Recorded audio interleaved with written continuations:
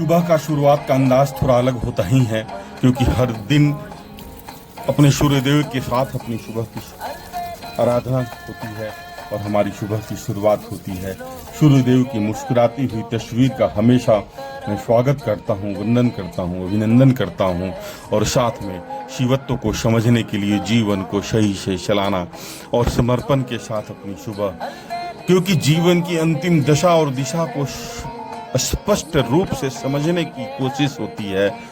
जीवन की अंतिम यात्रा यहीं से खत्म हो जाती है, जब वह सुबह की यात्रा जब हमारी माँ भगवती के चरणों से होते हुए सबों के आशीर्वाद और शिवत्व को समझते हुए जब माँ गंगे के किनारे जाते हैं और वहाँ भी जब सूर्य की प्रतिमा जब आपके माँ गंगे से प्रतिबिंबित होकर जब छन कर जब आपके सुबह मस्तिष्क पर आती है, तो जीवन जय श्री राम स्वतः में स्वतंत्र श्री राम जय श्री और जीवन हमेशा खुशनुमा माहौल के साथ और प्रकृति के करीब से प्रकृति को समझते हुए प्रकृति के हर विचारों को, प्रकृति के हर चरित्र को अपने में आत्मसात करते हुए इसी अंदाज से जीवन को चलाना, जीवन के साथ निरंतरता के साथ अपने को स्वस्थ रखना, अपने को समृद्ध रखना, अपने को विचारवान रखना, अपने को फिट रखना और प्रत्येक दिन एक नियमों में चलना जीवन की सबसे बड़ी प्रतिबद्धता है हम सबों की। और हम सभी एक परिवार के सदस्य की तरह अपनी जीवन को एक सही दिशा की तरफ निरंतरता के साथ लेकर चलते हैं और हमेशा फिट रहने की कोशिश करते हैं। जीवन का सबसे खूबसूरत लक्ष्य स्वस्थ रहना होना चाहिए। शरीर में हमेशा स्फूर्ति बनाकर रखनी चाहिए। शरीर को हमेशा एक अलग सकारात्मक दिशा की तरफ लेकर चलने की जरूरत होती है और होता उसी समय है जब आप स्वस्थ होते हैं। और स्वस्थ और समृद्ध जैसे ही होंगे, संबंधों की एक खूबसूरत बगीचा तैयार हो जाती है। सभी आपसे स्नेहात्मक जुड़े रहते हैं, सभी आपके प्रति स्नेहात्मक भावनात्मक जीवन की एक खूबसूरत समर्पण की तरफ आपको इंतजार होती है। और वही इंतजार कब होगी? जब आप फिट होंगे और जब आप समृद्ध होंगे। जीवन हमेशा एक ही दशा की तरफ, एक ही दिशा की तरफ बहना संभव नहीं होता है।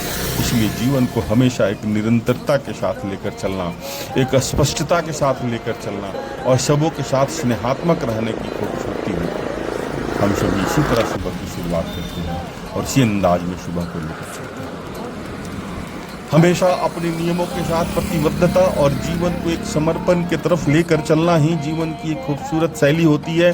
और सभी परिवार के सदस्यों की तरफ जब आप स्नेहात्मक रहेंगे, भावनात्मक रहेंगे, तो जीवन की एक खूबसूरत दशा आपके पास स्वतः वंदन करेगी, अभिनंदन करेगी और हमेशा स्वागत करेगी।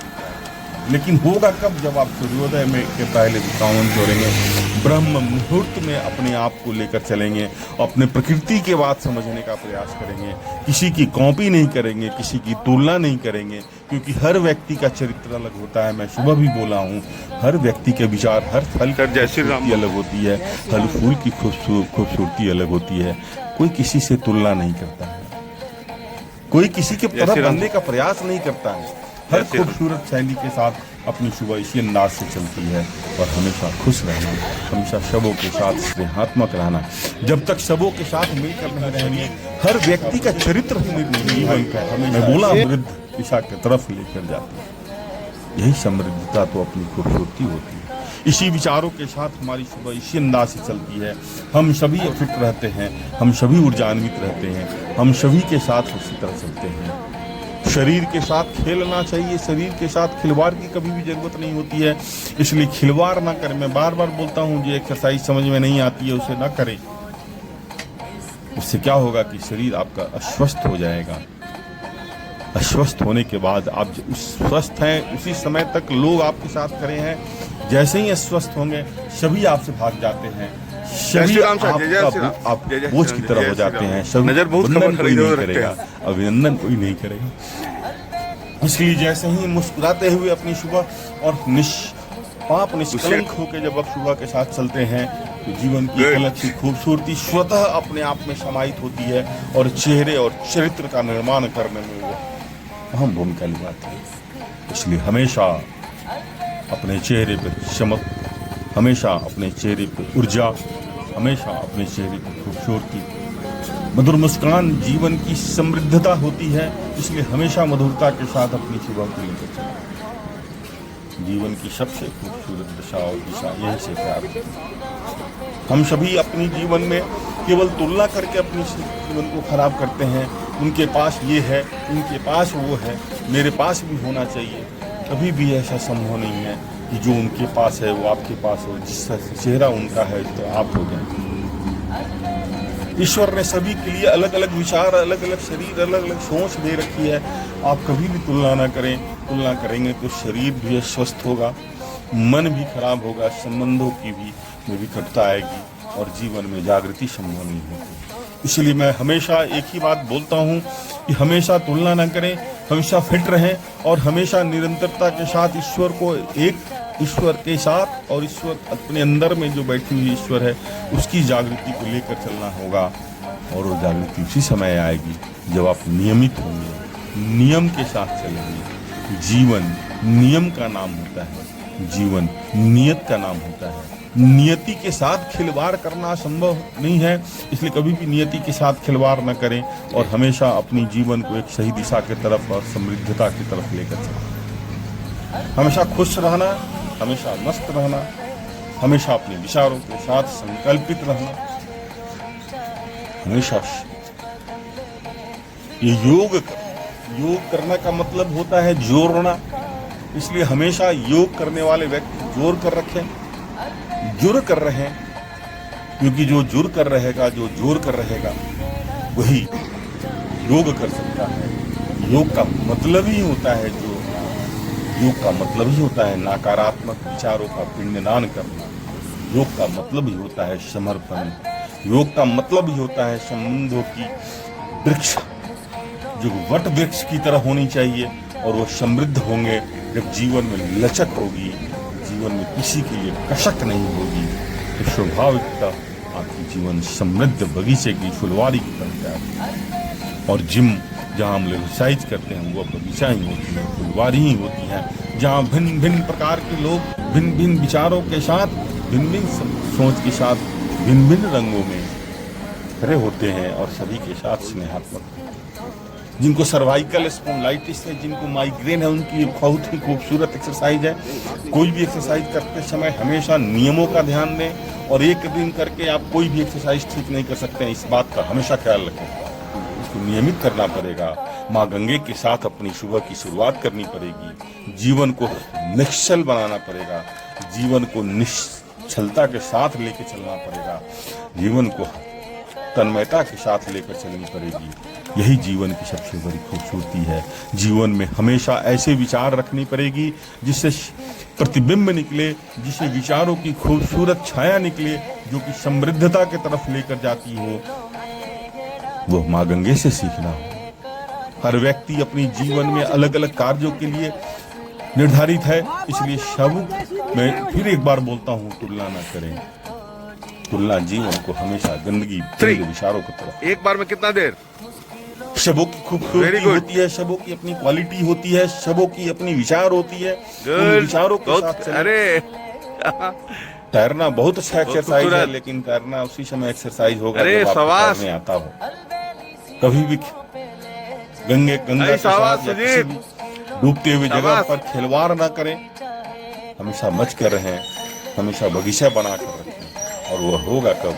जब आप फुलवारी में जाएंगे, जब बाहर निकलेंगे, जब सबों के साथ समृद्ध रहेंगे,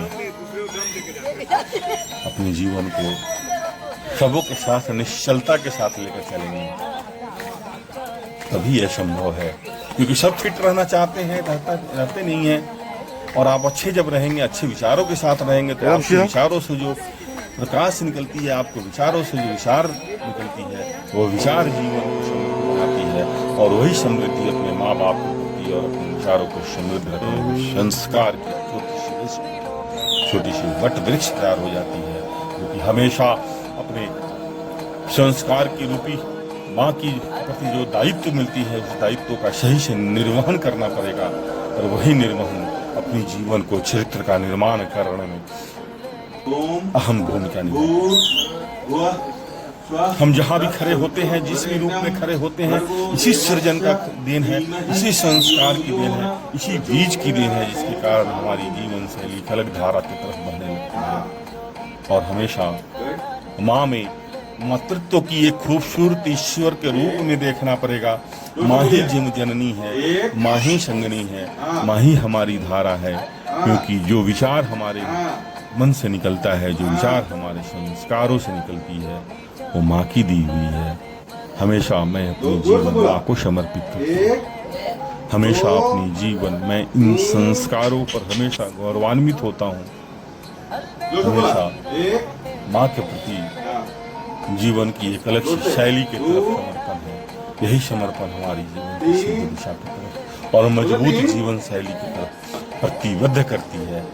हमेशा खुश रखना होता है, हमेशा माँ के प्रति समर्पित होना पड़ता है, क्योंकि जीवन की चक्र में माँ जिस जगह पर खड़ी है, उस जगह पर हम भी पहुंचने वाले हैं।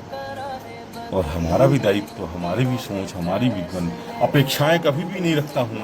अपेक्षा रखने भी जरूरत नहीं है, क्योंकि अपेक्षा जीवन का सबसे कष्ट का कारण बनता है।